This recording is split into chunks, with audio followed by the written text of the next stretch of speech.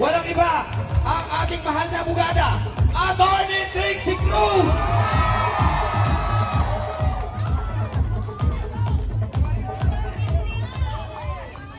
Magandang gabi po sa inyong lahat. Magandang gabi sa ating mga kapulisan. Mahal namin kayo. Alam namin na ginagawa ninyo at trabaho ninyo. Alam namin din na kinikilala nyo na lahat tayo Pilipino, lahat tayo pumapa sa ilalim sa saligang batas. Ayon sa saligang batas, ang bawat mamamayan may karapatan magsalita, magpahayag, magtipon-tipon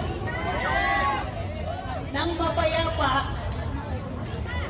and to petition for redress of grievances. Ibig sabihin, maaari nating itulog ang ating mga hinanaig. Ang dami nating hinanaig. Unang-una na, 17 days na po. 17 days simula nung nawala sa atin si Tatay Digong.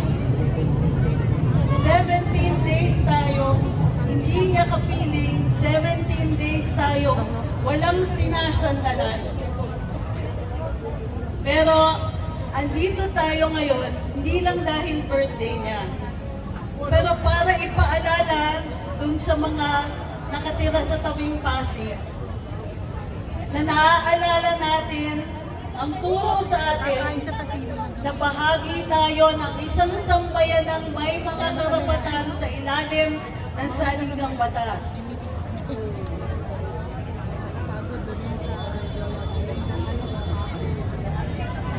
Kung tayo ay nagpupulong-pulong ng mapayapa, hindi dapat tayo ginugulo.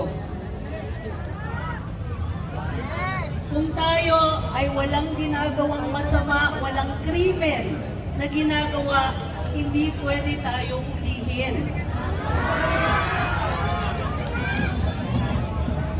Kung tinuhuli tayo, kailangan mayroong warrant of arrest o kaya tayo ay may ginagawang krimen. May ginagawa ba tayong krimen ngayon? Manatili tayong mapayapa. Dahil gusto ko rin nakasama natin ang ating mga law enforcers para naririnig nila ang ating mensahe. Isa sa natutunan natin sa ilalim ng Administrasyong Duterte ay may karapatan tayong mabuhay ng mapayapa. May karapatan tayo na hindi tayo ma-hold up habang naglalakad pa uwi. May karapatan tayo na maniwala na yung ating binabayad na buwis ay pinangangalagaan ng mabuti at ginagamit sa tama. Mayaman palang Pilipinas, maraming proyekto pala ang pwedeng magawa pag tayo'y nagbabayad ng buwis. Nakikita niyo ba ang Manila? Banda dun sa site ng Pasay.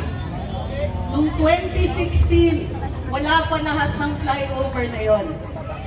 Wala yung North-South Connector Road. Wala po yung mga diversion roads. Hindi inabot ng 6 na taon na tapos yon at nagbago ang mukha ng Manila at Pasay. Nangyari yan sa buong Kapuluan. Nagpunta ako sa Sulu. Doon po kasi ako lumaki. Nagawa yung circumferential road ng Sulu. Sa isla ng Sulu. Yung dating tinataguan ng Abu Sayyaf, nawala. Overnight halos nawala yung kidnapping. Overnight halos nawala na yung mga labanan, yung barilan sa pagitan ng AFP at ng mga insurgents. Simple lang, ginamit yung buwis natin sa tamang paraan.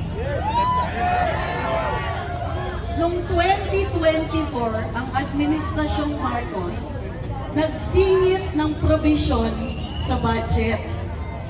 Yung provision na yon, pinapayagan ang mga GOCC tulad ng PhilHealth, PDIC, GSIS, na magdeklara na sobra daw ang pera nila. At dahil sobrang pera nila, yung iba nun, inilipat dun sa tinatawag na unprogrammed appropriations. Sa petisyon sa Korte Suprema, maliwanag na labag sa batas ang unprogrammed appropriations. Pera ng bayan o halos overnight nawala. Yun po ang pindong 2024, namigay sila ng halos 800 bilyon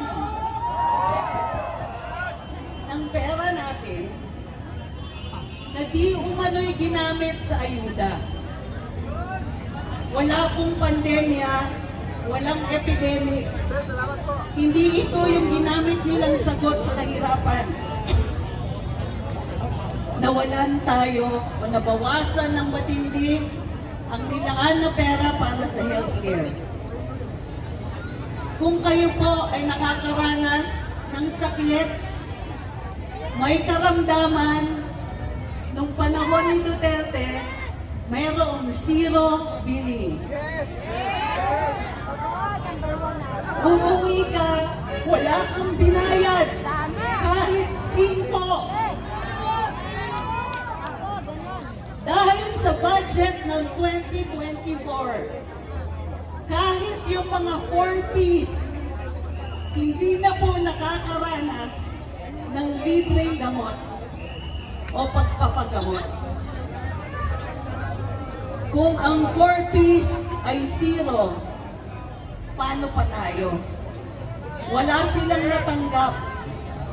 Sa kadalasan, 7% lang ng hospital bill natin mababayaran ng PhilHealth kung kayo ay nagbabayad. Ibig sabihin, sa 100,000 pesos na hospital bill nyo, ang sasagutin ng PhilHealth, 7,000 lang.